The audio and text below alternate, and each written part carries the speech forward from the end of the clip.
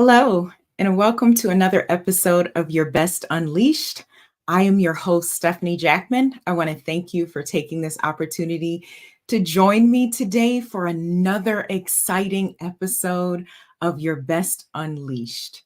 Your Best Unleashed is a live broadcast that is designed to provide you with relevant information and education around being your best physically, mentally, emotionally, and spiritually. So, thank you all for joining me today. If you have not taken the opportunity to subscribe to my channel, please take the time to do so right now. Also, hit the notification button, and that button will allow you to be notified when we are on live. May is Women's Health Month and Mental Health Awareness Month. So I want to take this opportunity to wish you a happy Mental Health Awareness Month and be your best in regards to women's health. If you did not see our first part of your women's health, please make sure that you go back and watch that episode because today we are doing Women's Health Part 2. And in our first episode, we discussed stress management for women and the interconnectedness between women's health and mental health. And we talked about stress management. Stress management is a huge piece in terms of self-care for women. Now, gentlemen, please do not disconnect from this week's episode of Your Best Unleash because this episode is for you as well. This is for your wives, this is for your sisters, your daughters, your mother. So, gentlemen, make sure that you take the opportunity to forward this episode of Your Best Unleash and as well as tune in so that you can get some tips and strategies and gain some insight around how you can best be able to support the women in your lives be their best. So, we're going to get started with today's episode in regards to the interconnectedness between women's health and mental health. Today, ladies, we are talking about how do we combat the social pressures and expectations of society upon us as women. So that's what we are talking about today. So we're going to jump right in. Now, again, if you haven't seen part 1 of this series, please make sure that you go back and do so because as you know, with Your Best Unleashed, I love, love, love acronyms. So we have an acronym regarding how are we going to nip,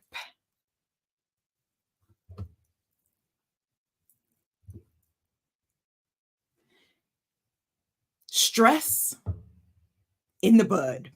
All right. So the N is for noticing your body. Ladies, what is our body saying to us, right? So noticing your body. It is key and critical that we're listening to our bodies. Our body keeps the score in terms of what's going on with us, right? So NIP is the N, noticing your body. Next in the acronym is the I. We have to be intentional about how we are going to overcome and combat all of the possible stress and that can come with societal expectations for us as women. So we have to be intentional around that. And then lastly, we're looking at the P. What is our plan?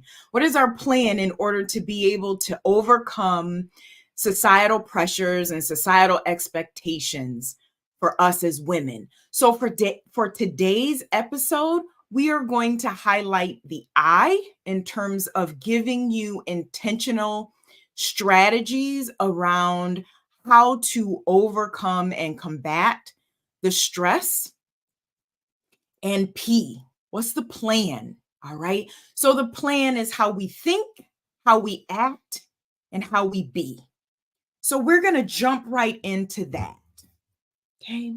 So societal pressures, we all have them as women and men too. It's human nature that there's societal pressures. But today we are really going to highlight the societal pressures for us as women.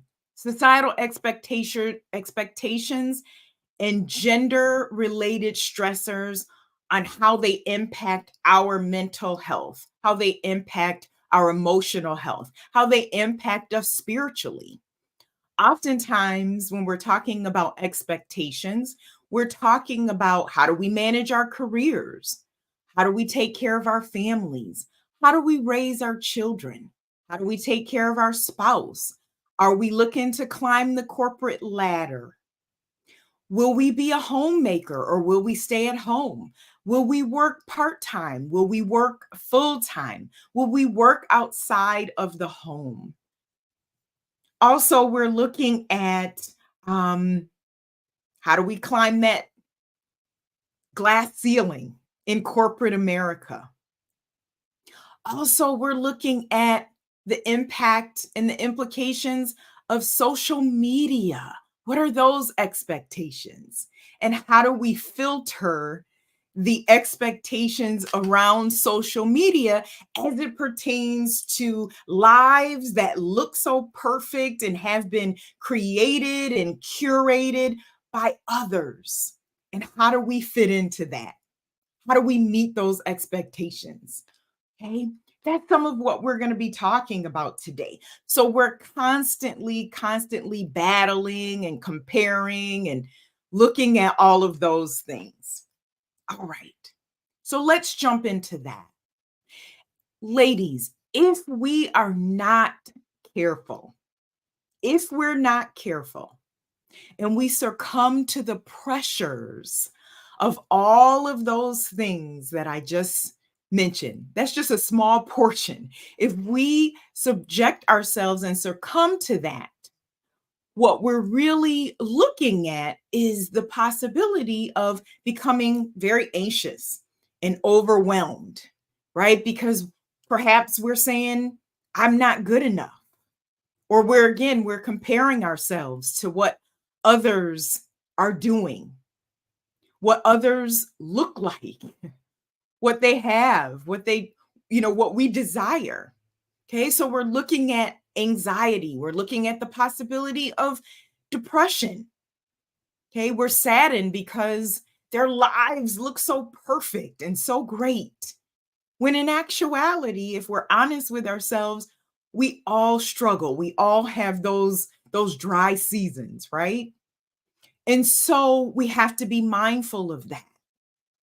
If we succumb to the societal expectations, we can begin to look at imposter syndrome, where actually we're doing excellent, we're doing great, we're blessed. We have the skills to be able to do what it is that God has assigned us to do, but yet we allow negative thoughts to come in, right? Those automatic negative thoughts. We talked about that in episode 1 of Your Best Unleashed.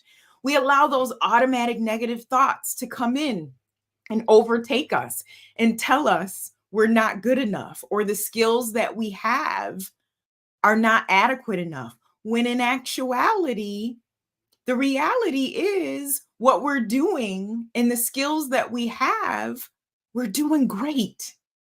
All right. But imposter syndrome will tell us that we're not who we say we are. We don't have the skills that we say we have. And actually, we're a fraud. And people are going to find out that we are a fraud, hence the imposter syndrome. So we have to be really mindful of that.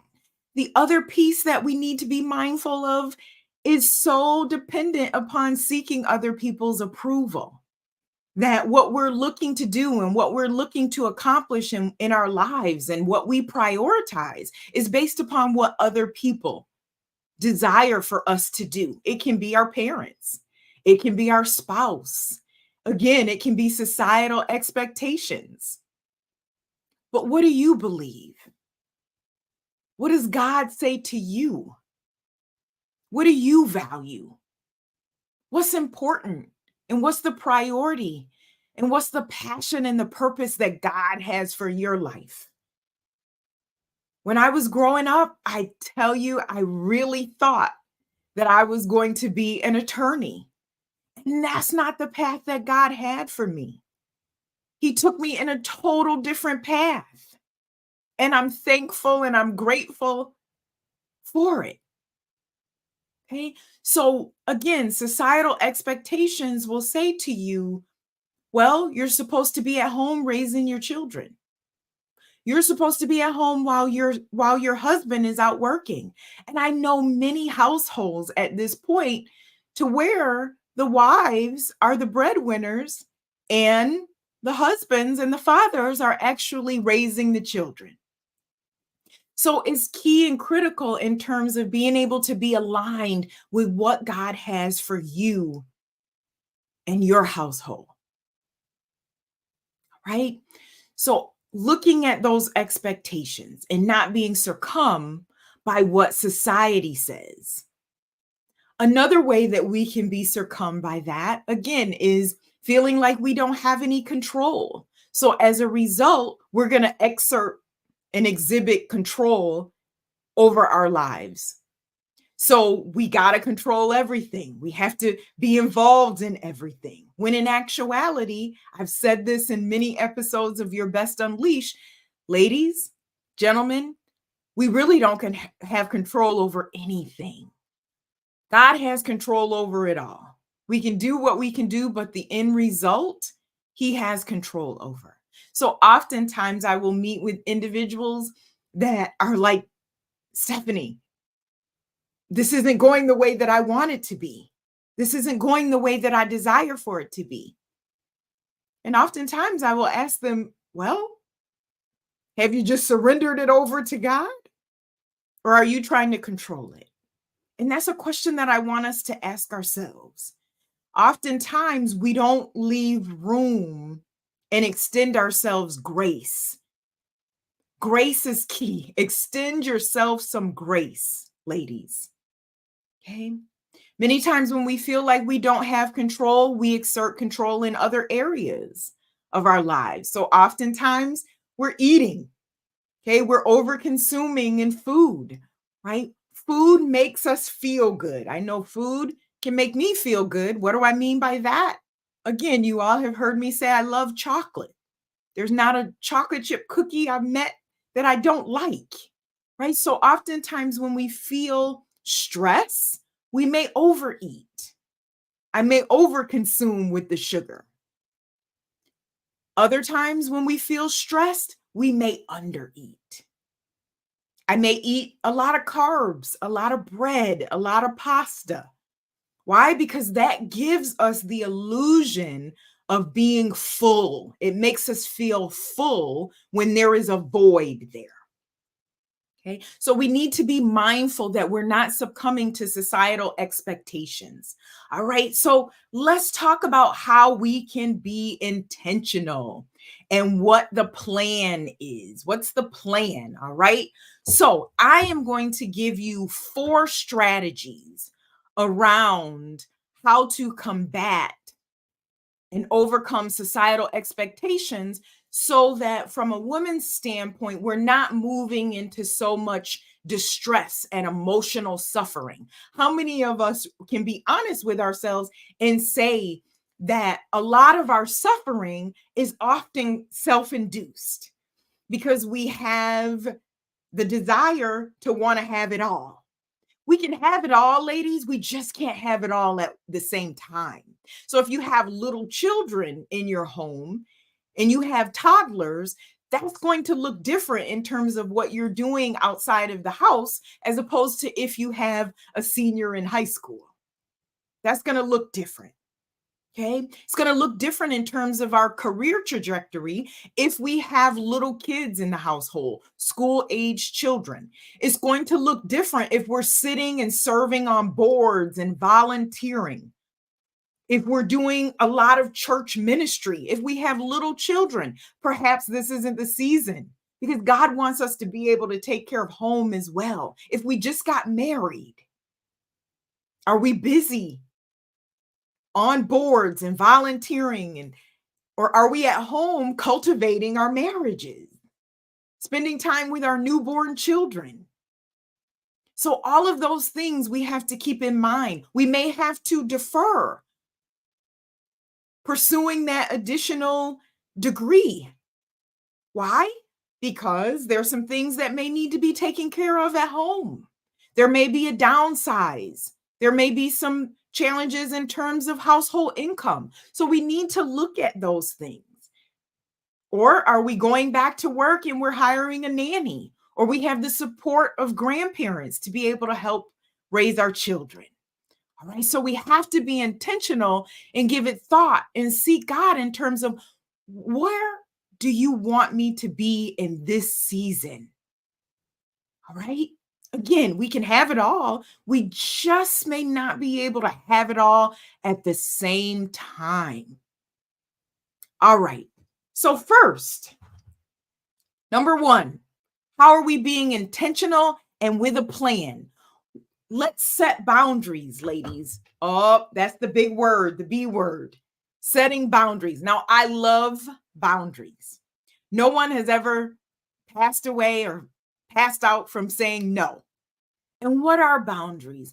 Boundaries are limits and lines that we draw in terms of our relationships around what's okay and what's not okay, what we're willing to accept and what we're not willing to accept.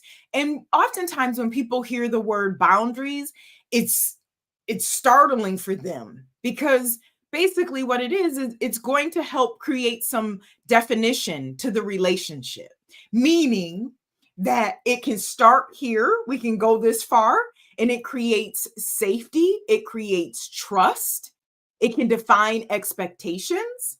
So it's not just for me, but it's for the other person in the relationship as well. And the relationship can be friends, it can be family, it can be your boss, it can be your coworker. You all have heard me say before, a boundary that I set as a business owner is that I do not return emails and phone calls on Saturdays and Sundays. After a certain time on Fridays, I no longer see patients, because that is my time to be able to regroup. That's my time to kind of just practice self-care. It's key and critical that I practice what I preach. So it's important that during that time from Fridays about 1:30, 2 o'clock, no more work.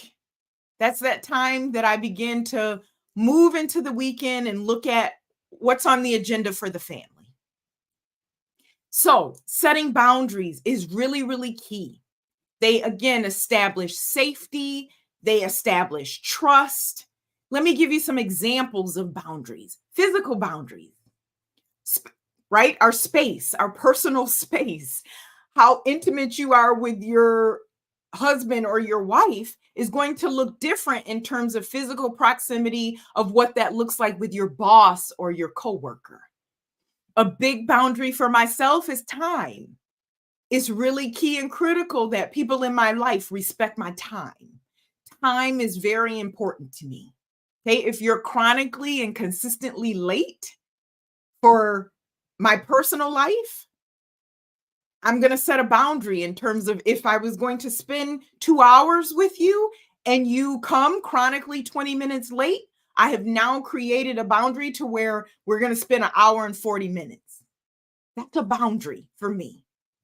Another boundary is financial. I have a philosophy, and true philosophy. I don't give out money.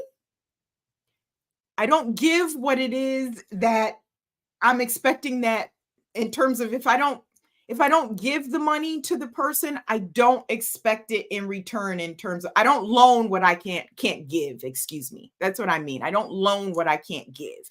So if it's $25, I'm going to give you $25, then that's fine. I don't have an expectation that you may give it back to me, but I'm not going to give you $2,500, because money can be one of those things that can certainly impact and create damage within a friendship or relationship. So I'll give you $25, but I'm not going to necessarily loan you $2,500 because perhaps if you promise that you're going to give it back to me in 2 weeks and you don't, that could certainly have a rub within our friendship and our relationship, right? So those are just a few examples in terms of what boundaries are. Setting boundaries. What do you need in the relationship? What are you looking for? And also taking into mind what does that other person need or expect in the relationship? Okay. So we will talk more about boundaries as we move through another series of Your Best Unleash because boundaries can be pretty sticky. Okay, boundaries in terms of particularly family. As we move towards the holiday season later this year, I'm going to do a whole series on boundaries because boundaries can be very challenging in terms of implementing them between a child and your parents or younger people with older people. You still want to be able to have that respect factor, but again, you still want to set boundaries. All right. So be intentional about setting boundaries. Have a plan of setting boundaries for yourself so that you can preserve and protect the relationship around expectations. All right. Number two, here we are talking about expectations. Managing expectations is number two. How are we intentional about managing expectations? Now, we must be mindful, ladies and gentlemen. We have to be mindful about managing expectations. What do I mean by that? At times, we give ourselves a pass based upon our good intentions, right? We have good intentions. So we're going to give ourselves a pass while we judge others based upon their concrete actions. Meaning, for example, if I'm tardy and I'm late to an appointment, I'm going to give myself a pass. I'm 8, 9, 10 minutes late. I'm going to give myself a pass. But a friend or a colleague who's 8 or 9 minutes late, will Stephanie give them a pass? So we have to be really, really mindful not to be judgmental and so concrete towards others. Is there a pattern of behavior here? Or perhaps my colleague or my friend was just late because the weather, construction, what have you. So we need to look at that around, let's again extend people grace. Extend grace when it comes to expectations. If we can manage our expectations, then we can also manage our frustrations. Again, that goes back to the mental health component of it all, the interconnectedness between women's health and mental health. If we can manage our expectations, we can then manage frustrations. Is this friend, is this colleague chronically late? Well, if I know that, then how do I operate with that? Okay. If I've loaned this family member money in the past and they haven't paid it back, well, should I then loan them money again? Perhaps not. So if they need to borrow $100, I'm going to say to them, you know what? I can give you $25. This is a gift to you. Where you get the other 75, that's up to you. But I'll give you the 25. Here you go. With no expectation of getting it in return. So it's a gift, right? So managing your expectations. It's important, ladies and gentlemen, that we are flexible and adaptable. We have to look at stop being so rigid. We need to be flexible and adaptable, all right? And then when we're not able to meet those societal expectations, when we are not able to fit the bill in terms of all the images that are out there on social media, the lives that are curated on social media, right? Be honest with ourselves. What are realistic expectations for ourselves? In other words, what's your reality? because what my reality is versus what is depicted on social media or my neighbor's reality or my girlfriend's reality is totally different. It's totally different. So, what's realistic for you? What's a realistic expectation for you? Okay. Also, if we're not meeting those expectations for ourselves, all right, if we're not meeting those expectations for ourselves, learn from our disappointments. Is it a realistic expectation that I'm going to be able to make it somewhere in 25 minutes when I know the reality is that it's going to take me 40 minutes to get there, but I leave my house 15 minutes late. So I'm already 15 minutes behind. What is reality? Okay. So oftentimes we're setting ourselves up for failure if we say, well, I can have that to you tomorrow. When in actuality, if we just tell our boss, okay, today is Tuesday, I can get it to you by Friday. So you under promise and you over deliver, meaning, boss, I can get it to you by Friday. And the reality is you get it to your boss on Thursday. That's managing expectations, right? Your boss is going to be like, whoa, I didn't expect it. I wasn't expecting this until tomorrow. Today is only Thursday. Thank you. Thank you. So have realistic expectations of ourselves. That's key and critical. Oftentimes, when we don't have realistic expectations, we're trying to overcompensate. Again, a lot of times we're trying to please other people, people pleasing. Okay. People pleasing is one of those things to where we're never going to be able to please people. And once we're able to get that, it's going to help reduce some of that anxiety, some of the depression, some of the comparison that we oftentimes will do. So, having and managing our expectations is really, really key. Next, in terms of managing your expectations, connect with other people that are doing something that you would like to do so that you don't have to reinvent the wheel. I'll be very honest. I told you that I will always be transparent with you here on Your Best Unleashed. The model for my business, I didn't reinvent the wheel. Okay. I took the model and created the model and curated that model from other examples that I had within my work experience, so that I took pieces from different models and it all came together. So I thank God for that, right? Because I didn't have to reinvent the wheel. None of us are successful by ourselves. So ask questions. There's strength in asking questions and asking for help. How did you do it? How did you do it? I went to several people and asked them, how did you do it? Okay. So setting and managing expectations is key. All right. Point number 3. We are on number 3. Limit exposure to negative influences around societal expectations. Again, I talked with you about limiting your access to social media. These are curated and created lives. I don't have a really strong presence on social media, and that's purposeful because I know the impact that social media can have on particularly young people.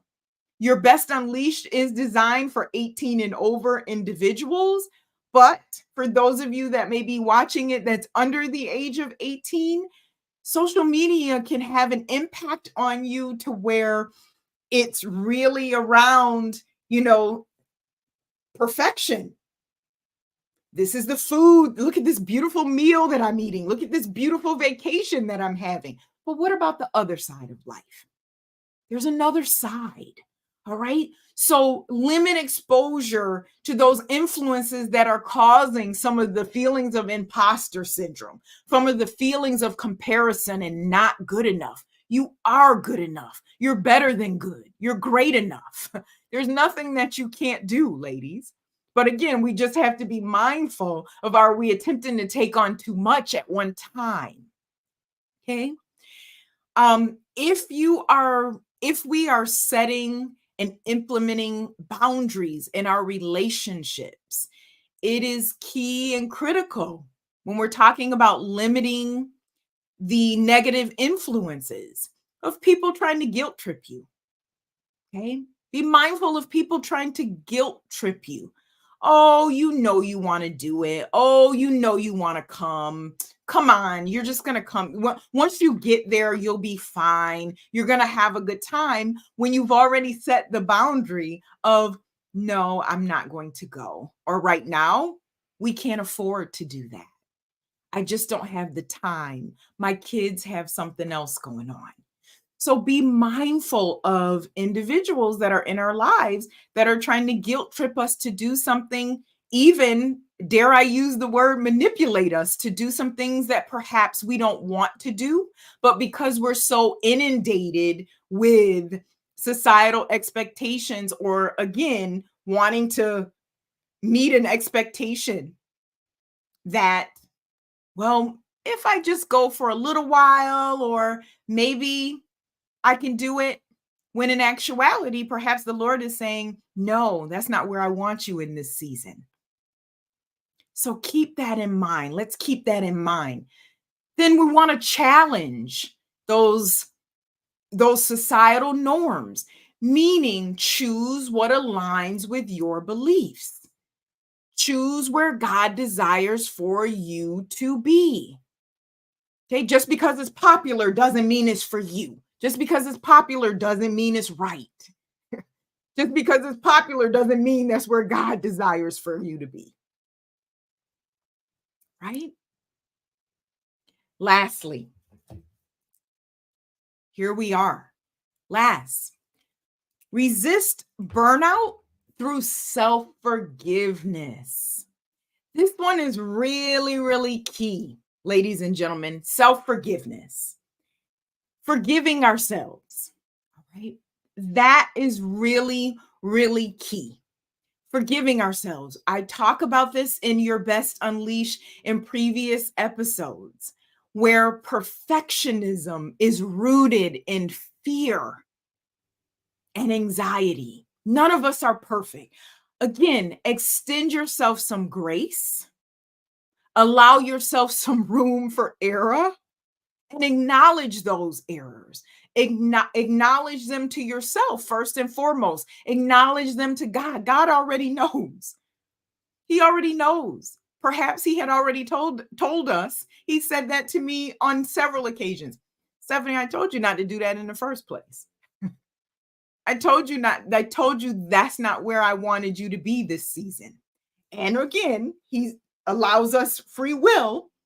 Thank God for his grace, right? Because thankfully there was no significant hurt, harm, damage, or trauma to myself or my family based upon me being disobedient and moving out and doing something in which he had not called me to do in that season. So extend yourself some self-forgiveness. We're not perfect. God doesn't want us to be perfect. We don't have to be perfect. And then again, comparison. Comparing ourselves to others. Comparison is a robber of our joy. Okay, because it creates this level of deficiency in terms of, this looks great, that looks great, she's doing this, they're doing this, and here I am. So there's this notion of deficiency or inadequacy or not good enough. Right? So allow yourself some grace and forgive yourselves. All right. It's key and critical that we learn from our disappointments. We learn from our errors. The next point, what's the plan in being intentional? Apologize to those that you may have disappointed, or where you've taken on too much and then you weren't able to meet the desired outcomes. Again, spreading ourselves too thin. So go and apologize and say, I know I dropped the ball here. I apologize. I'm sorry. I had a lot going on. And then reassess and reevaluate and reprioritize what's important. Okay. We can learn from those opportunities. Okay. That piece is really, really key. So, again, as we wrap up for today, it is key and critical that pain is inevitable, but suffering is optional, ladies. We don't have to suffer. So let's reprioritize. Where are we supposed to be in this season? Are we looking to just succumb to societal expectations? Have we really prayed and sought God in terms of where He desires for us to be in this season? And have we sought Him in terms of what doors perhaps is He looking to close for us in this season? And what new doors is He looking to open up for us in this season? Or is this just a season of waiting for us? And the key and critical point, ladies, that I want to share with you is, how are we waiting? How are we waiting? Right? So, this has been part 2 of our women's health episode of Your Best Unleashed, around the interconnectedness between not succumbing to societal expectations, how we manage our stress, and the interconnectedness between our mental health. Remember, it is God's desire that we live an abundant life. An abundant life. So I want to thank you for taking this opportunity, for joining me today on Your Best Unleashed. Again, if you were not able to join us for part 1 of Women's Health, I want you to go back and watch part 1. Ladies, remember your freedom statements. What are freedom statements? Go back and watch part 1 of Women's Health of this series. Again, thank you for joining me on today.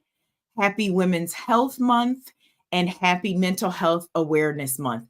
I look forward to seeing you again very soon.